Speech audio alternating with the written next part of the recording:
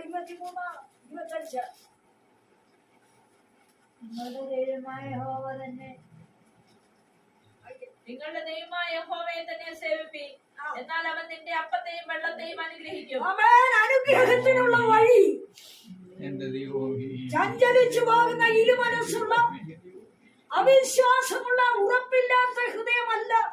നിന്റെ ദൈവമായ യഹോവയെ തന്നെ നീ സേവിപ്പീ. ഈ സേവ കൊണ്ട് യാതൊന്നും നടക്കുകയില്ലെന്ന്. ഇതിനാൽ ഒരു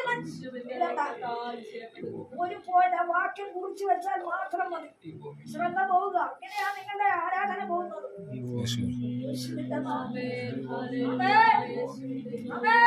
എഴുതിയിരിക്കുക 23:25 വാക്യത്തിൽ നിങ്ങളുടെ ദൈവമായ യഹോവയെ തന്നെ സേവിപ്പീൻ എന്ന് പറഞ്ഞാൽ ദൈവത്തെ സേവിക്കുന്നതിന് പകരം മറ്റു പലതിലേക്ക്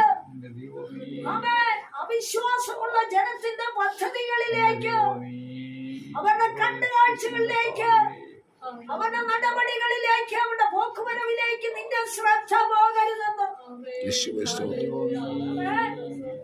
എടുക്കേണ്ട ഒരു വാക്യം ഇങ്ങനെ കാണുന്നുണ്ട്. ആവർത്തന പുസ്തകത്തിലാണ്. നിന്റെ ദൈവമായ യഹോവയുടെ വാക്ക് നീ ശ്രദ്ധയോടെ കേട്ട്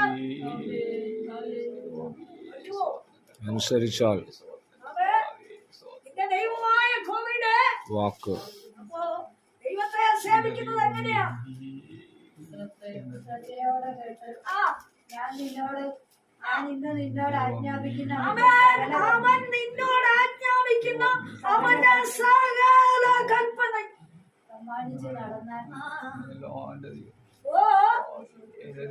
നിങ്ങളുടെ ദൈവമായ യഹോവയെ തന്നെ സേവിപ്പീൻ എന്ന് പുറപ്പാടിൽ കാണുമ്പോൾ നിന്റെ ദൈവത്തിന്റെ വാക്കിനെ നീ ശ്രദ്ധയോടെ കേൾക്കണം.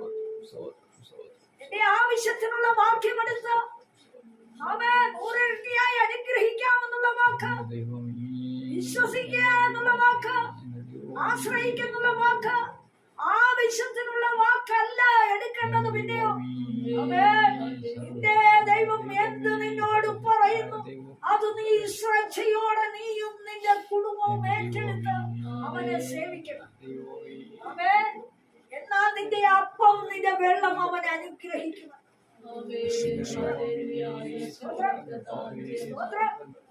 അവൻ നിന്റെ അപ്പവും നിന്റെ വെള്ളവും അനുഗ്രഹിക്കാൻ ഒറ്റ വഴിയുള്ളൂ. ശൂന്യതയിലിരിക്കുമ്പോ അവൻ അപ്പമില്ലല്ലോ, ആഹരിക്കുവാൻ വിഷയമേ ഒന്നും കാണുന്നില്ലല്ലോ എന്ന് പറയുമ്പോ നിന്റെ കൂടാരത്തിൽ ഒന്നും കാണാതെ വരികയില്ല.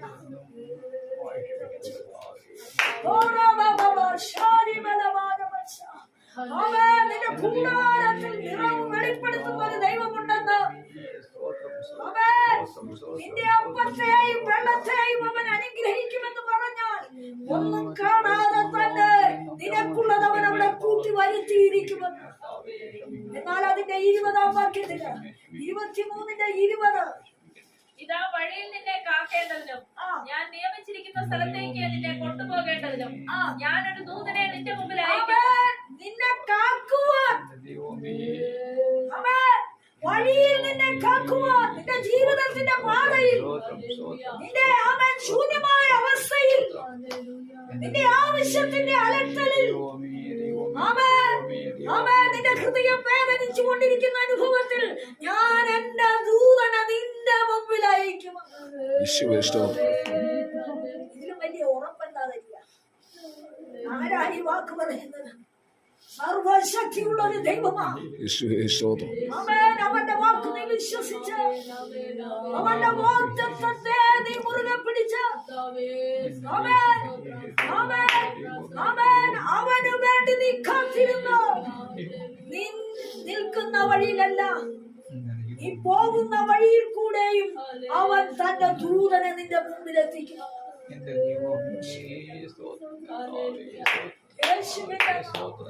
ആർക്ക് വേണ്ടിയാണ്? ഈ ശ്രദ്ധയോടെ കേട്ടനുസരിക്കുന്നവൻ അതിന്റെ 22-ാം വാക്യം. യേശുവിന്റെ നാമം. എന്റെ നാമം അവനിലുണ്ട്. എന്നാൽ നീ അവന്റെ വാക്ക് ശ്രദ്ധയോടെ കേട്ട് ഞാൻ കൽപ്പിക്കുന്നതൊക്കെ ചെയ്താൽ. ആമേൻ. അപ്പോൾ വാക്ക് കേൾക്കുക മാത്രമല്ല, കൽപ്പിക്കുന്നത് കൂടെ നീ ചെയ്യണം. ആമേൻ. നീ വലത്തോട്ട് തിരിയാൻ പറഞ്ഞ അങ്ങോട്ട് തിരിഞ്ഞോണോന്ന്, നീ അത് തുടരുതെന്ന് പറഞ്ഞാൽ തുടരുതെന്ന.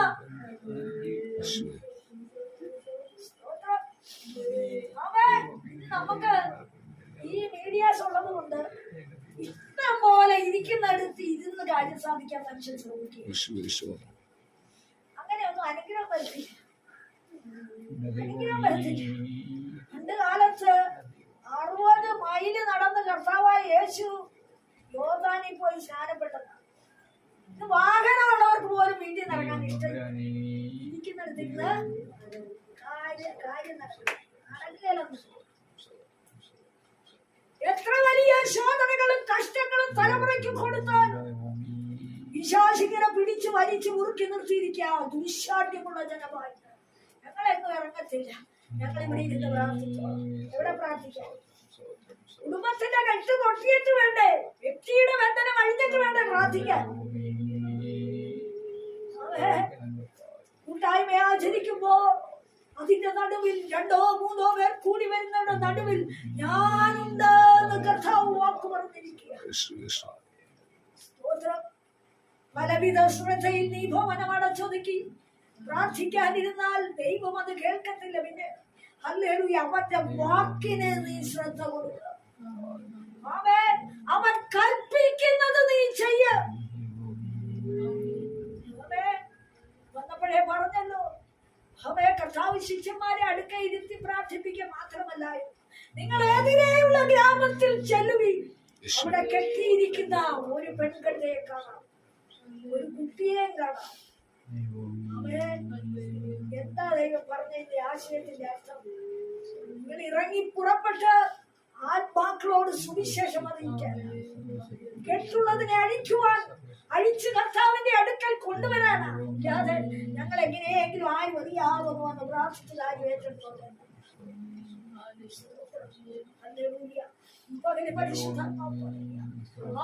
കഴിയണമെങ്കിൽ അവൻ കൽപ്പിക്കുന്നതൊക്കെ ചെയ്യും.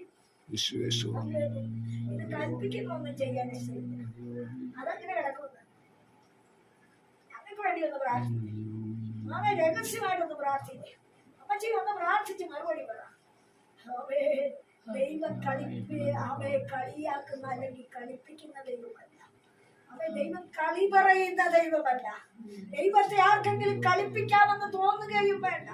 സകല ദുരുപായങ്ങളും അമർത്തി പിടിച്ചുകൊണ്ട് മുഴുവൻ വക്രതയും വഞ്ചനയും വൈരാഗ്യവും പണയും മറച്ചു പിടിച്ചുകൊണ്ട് ആരോടും യോജിക്കാതെ, ആർക്കു വേണ്ടി പ്രയോജനപ്പെടാതെ, ആർക്കു വേണ്ടി പ്രാർത്ഥിക്കാതെ, ആരോടും അനുകൂലിക്കാതെ, ആരെയും എങ്ങനെയായും നിഷേധിക്കണം, താരാൻ താഴ്ത്തണം, ആരെയും എങ്ങനെയും വീഴ്ത്തിക്കളയണമെന്ന വാദത്തോടെ നീ എത്രത്തോളം രാത്രി മുഴുവൻ അധ്വാനിച്ച് പ്രാർത്ഥിച്ചാൽ, എത്ര ഉറക്കം ഉണർന്ന് പ്രാർത്ഥിച്ചാൽ, നിന്റെ ഉള്ളിൽ കയറിയിരിക്കുന്ന ശത്രുവിനെ ഇറക്കി വിടാതെ, പകയുടെ കോപത്തിന്റെ വൈരിയുടെ എതിരിന്റെ ദൂഷണത്തിന്റെ രവിയാഗ്രഹത്തിന്റെ ഉപായിയുടെ സൂത്രശാലിയുടെ കൗശലത്തിന്റെ ആത്മാവിനെ നീ ഇറക്കി വിടാതെ പ്രാർത്ഥന ദൈവം കേൾക്കത്തില്ല.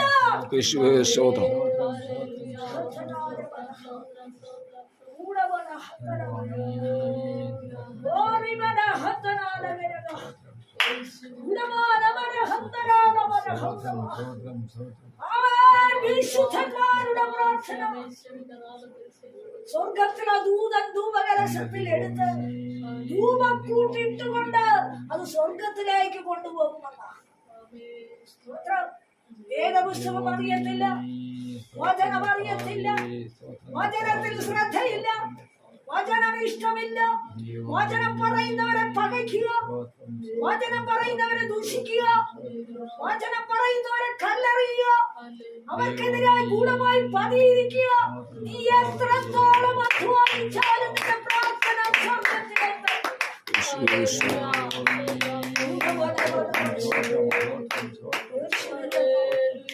യേശുവിന്റെ പറഞ്ഞിട്ടുണ്ടല്ലോ, ഈ ജനത്തിന് വേണ്ടി പ്രാർത്ഥിക്കരുതെന്ന്. ആർക്ക് വേണ്ടിയാ പ്രാർത്ഥിക്കരുതെന്ന് പറഞ്ഞത്? ദൈവത്തിന്റെ വാക്ക് കേൾക്കാത്ത, ദൈവത്തിന്റെ കൽപ്പന അനുസരിക്കാത്ത, ദൈവജനത്തെ ആട്ടിക്കളയുന്ന ശത്രുവിന് വേണ്ടി പ്രാർത്ഥിക്കരുതെന്നാണ് ദൈവം പറഞ്ഞിരിക്കുന്നത്. നാലറിയാത്ത ജാതിയെ, ദൈവനാമം എടുക്കാത്ത ജാതിയെ, ദൈവഹിതം അന്വേഷിക്കാത്ത ജാതിയോട് നീ സുവിശേഷം അറിയിച്ചിട്ട് അവർക്ക് വേണ്ടി പ്രാർത്ഥിക്ക. അവര് മാനസാന്തരപ്പെടും. കർത്താവ് മനസ്സാണെന്ന് പറയുന്നുണ്ട്. അല്ലല്ലോ, മാനസാന്തരപ്പെടാത്ത ഭാവിയേക്കാൾ മാനസാന്തരപ്പെട്ട ഒരുവനെ കുറിച്ച് സ്വർഗം സന്തോഷിക്കുന്നുണ്ട്. ഓ, മനസ്സിന് അന്തരമില്ലാത്തൊരു കാര്യത്തിന് ദൈവം നിലനിർത്തില്ല. പഴയതൊക്കെ വെച്ചുകൊണ്ട് പുതിയത് കേറി കൂട്ടി തയ്ച്ചാല് ചീന്തൽ വലുതാവും. പഴയ തുണിക്കണ്ടത്തിൽ പുതിയത് ചേർത്ത് ഇന്ന് മാറില്ല.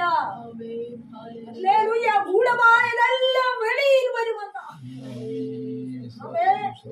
നിനക്കെതിരെ ഗൂഢമായി ചെയ്ത് പ്രവർത്തിക്കുന്നു.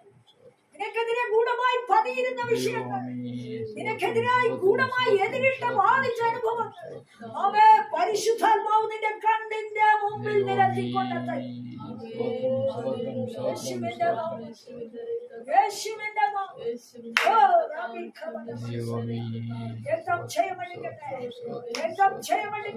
27-ാം വാക്യം. എന്റെ നീതിയെ ഞാൻ നിന്റെ മുമ്പിൽ അയച്ച് നീ ചെല്ലുന്നിടത്തുള്ള ജാതികളിലൊക്കെ അമ്പരപ്പിക്കുകയും നിന്റെ സകല ശത്രുക്കളെ നിന്റെ മുമ്പിൽ നിന്ന് ഓടിക്കുകയും ചെയ്യും. നിന്റെ മുമ്പിൽ നിന്ന് ഹിവ്യനെയും കനാന്യനെയും ഹിത്യനെയും ഓടിച്ചു കളവാൻ ഞാൻ നിനക്ക് മുമ്പായി കടന്നലിനെ അയക്കും.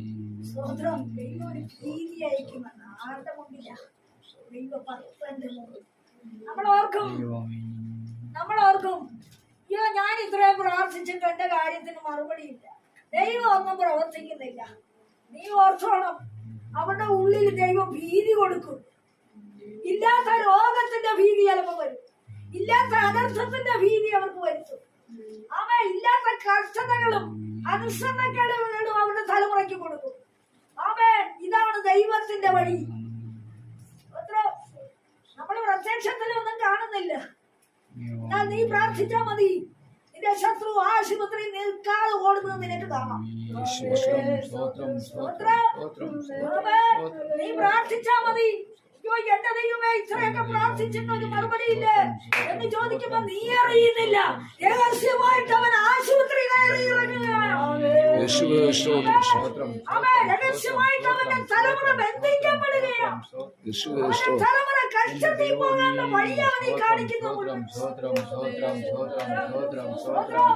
പഠിക്കാൻ പോകുന്നിടത്ത് ദുർമാർഗ ജീവിതം, പഠിക്കാൻ പോകുന്നിടത്ത് സമര വിഷയം, പഠിക്കാൻ പോകുന്നിടത്ത് അനുസരണക്കേടിന്റെ വ്യാപാര ശക്തി എങ്ങനെ ഉണ്ടായി? നീ ദൈവത്തിന്റെ വാക്ക് നിരസിച്ചതുകൊണ്ട്, ദൈവത്തിന്റെ ഹിതം അനുഷ്ഠിക്കാഞ്ഞതുകൊണ്ട്, ദൈവത്തിന്റെ കൽപ്പനയെ ആട്ടിക്കളഞ്ഞതുകൊണ്ട്, ദൈവജനത്തെ നീ ദൂഷിച്ചതുകൊണ്ട്, നീ അറിയാതെ ശത്രു നിന്റെ തലമുറയെ ഭരിച്ചുകൊണ്ടിരിക്കുന്നു.